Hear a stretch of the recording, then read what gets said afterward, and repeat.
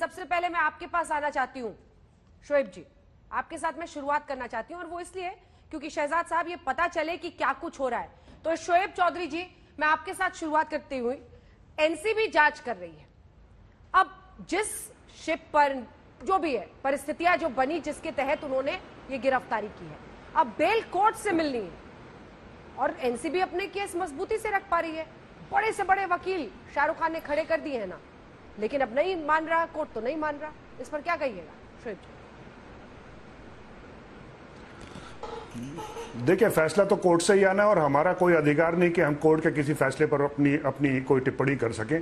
लेकिन मैं आप ही के चैनल पर अंजना जी थोड़ी देर पहले देख रहा था, जिस तरह के आर्ग्यूमेंट्स प्रेजेंट किए जा रहे हैं, मुझे ऐसा लगता है कि एनसीबी के वकील, मुझे लगता है कोई फिल्मी वकील है, I am sorry to use this word, कोई फिल्मी वकील है जिस तरह के आर्ग्यूमेंट वो पेश कर रहे हैं। हर तरह की एक फिल्मी डायलॉग वहां पे पेश किया गया, सबूत के अलावा हर वो एक भावनात्मक डायलॉग वहां पे इस्तेमाल किया जा रहा है। महात्मा गांधी और नौजवान पीढ़ी, इन सब चीजों पर फैसला अदालत नहीं करने वाली है। अदालत जो फैसला करेगी, जो आपके पास सबूत है उस पर करेगी।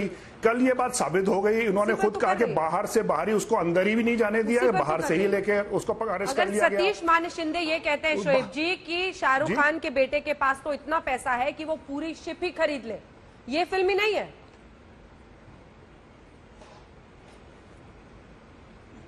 नहीं, मैं तो आपसे यही कहा, कानून के अलावा अपने बचाव में उनको तो पूरा हक है इस तरह के स्टेटमेंट देने का। लेकिन प्रोसिक्यूशन के वकील को ये कोई अधिकार नहीं कि वो आप भावनाओं के आधार पर कोई इल्जाम लगाए जाए।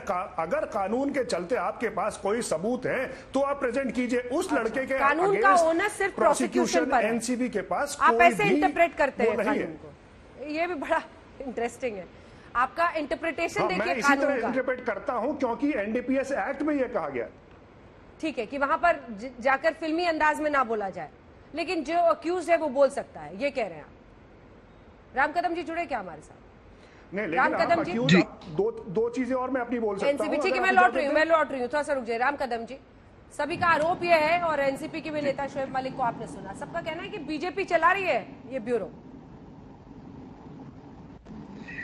देखिए अंजना जी, विगत लगभग 10-12 दिनों से सारा देश ये महाराष्ट्र के 3 दलों के सरकार का, उनके नेताओं का, उनके मंत्रियों का तमाशा देख रही है। एक और देश चाहता है कि हमारे देश का ड्रग नेक्सस पूरी तरह से समाप्त हो, निस्सनाबूद हो, और उसके लिए साहस के साथ एनसीबी के अफसर अपना काम कर रहे हैं। अब उनका न केवल मनोबल गिराने का बल्कि उन्हें अपमानित करने का काम ये महाराष्ट्र के नेता और मंत्री कर रहे हैं। क्या कारण है, यह सवाल है। एक तरफ देश उन अफसरों के साथ खड़ा है जो ड्रग माफिया पर कार्रवाई करे, दूसरी ओर महाराष्ट्र की सरकार उनका समर्थन करने के बजाय देश खड़ा है या बीजेपी खड़ी कर रही है खुल करके। देश खड़ा है या बीजेपी खड़ी है सर? अच्छा, वो सेल्फी खिंचवाने वाला मिला कि नहीं सर? बीजेपी जो नेता था सेल्फी खिंचवाया था, जिससे बोला क्या हमारे साथ फोटो सेल्फी वाला दिखाई, जिससे सेल्फी खिंचवाई थी आर्यन खान के साथ, वो कहाँ गायब हो गया सर? जवाब दे दो अंजना जी। हाँ, अंजना जी जवाब दे दो। बोलिए। एक बात बताइएगा, जिस मनीष भानुशाली की आप बात कर रहे हो, उसने ड्रग्स की इंफॉर्मेशन दी। हाँ। क्या देश हित में काम किया? नहीं किया उसने काम। क्या ड्रग्स की इंफॉर्मेशन देना गुनाह है? क्या ड्रग्स की इंफॉर्मेशन उसे मिली और देश हित में उसने दी तो क्या गलत काम किया? तो भागा हुआ क्यों है? हाँ, उसकी बॉडी लैंग्वेज, बाकी ना एक मिनट, अब मेरी बारी। बॉडी लैंग्वेज और अन्य चीजों पर हम चर्चा कर सकते हैं, पर उसने जो इन्फॉर्मेशन दी है, सेल्फी खिंचवा रहा था आर्यन खान के साथ, इस बात को लेकर के क्या आपत्ति है? उसकी इन्फॉर्मेशन क्या देश हित में नहीं है? मेरे इस सवाल का जवाब विद्या जी को दिखाइए, विद्या जी को दिखाइए उनके पास। विद्या चव्हाण, एनसीपी की प्रवक्ता विद्या जी, वो कह रहे हैं कि अगर देश हित में जानकारी दी तो क्या गलत है? उसके बाद आ रही हूँ शोएब जी, रुक जाइए। विद्या जी,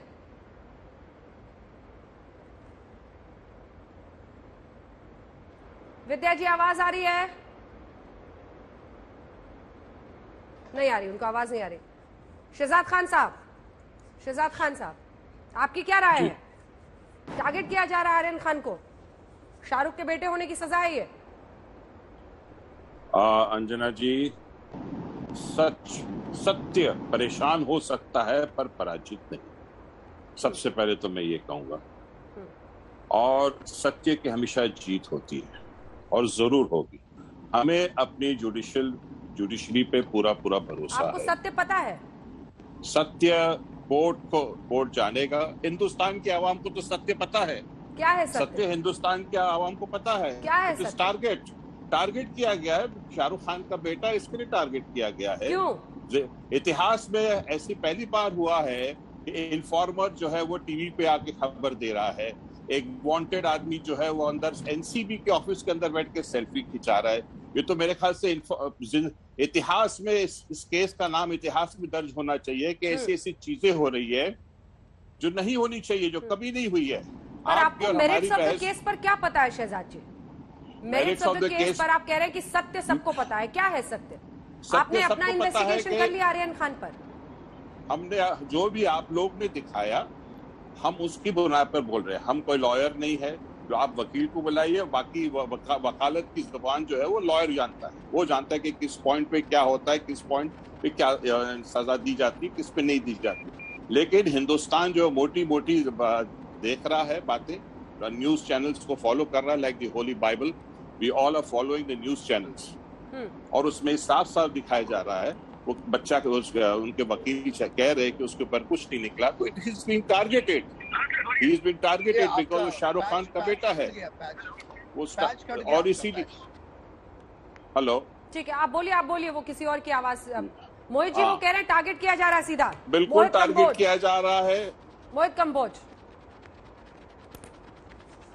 शाहरुख खान को खान होने की सजा दी जा रही है, जवाब दीजिए मोहित कंबोज। ये तो महबूबा मुफ्ती ने भी कहा था।